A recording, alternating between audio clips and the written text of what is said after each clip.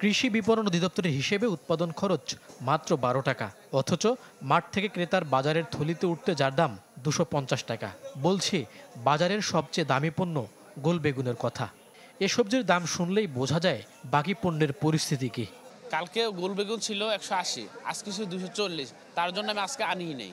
ঠিক আছে, দাম বেশি কারণে সাধারণ পাবলিকের সাথে তর্ক বিতর্ক হয়। কিছুদিন আগে একটু সহনশীল ছিল, এখন একটু দামটা ঊর্ধ্বমুখী।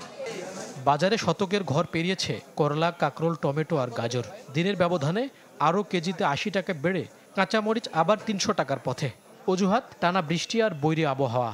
আমদানির খবরে ৮০ টাকা স্থির পেঁয়াজের দাম। পেঁয়াজ আগে কিন্তু আমরা ৫০, ৫৫, ৬০, সেই আজকে পেঁয়াজ কিনলাম হলো ৯০ টাকা।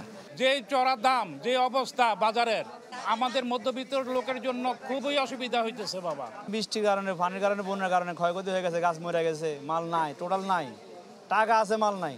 এই লাউটা নিচ্ছে ৯০ টাকা, যে লাউ আগে তো অনেক কম ছিল দাম, এখন অনেক দাম বেশি। গরিবের আমিষ খ্যাত ডিমেও নেই স্বস্তি।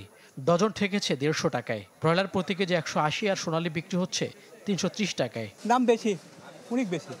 আগে ১২০ টাকা, ১২৫ টাকা, ১৩০ টাকা ছিল ডজন, এখন কিনা হচ্ছে ১৪৫ টাকা। সিন্ডিকেটের কারণে হয় বা কোনো ধরনের অনিয়মের কারণে হয়, তাইলে এটা নিয়ন্ত্রণের জন্য বাজার মনিটরিং করা দরকার।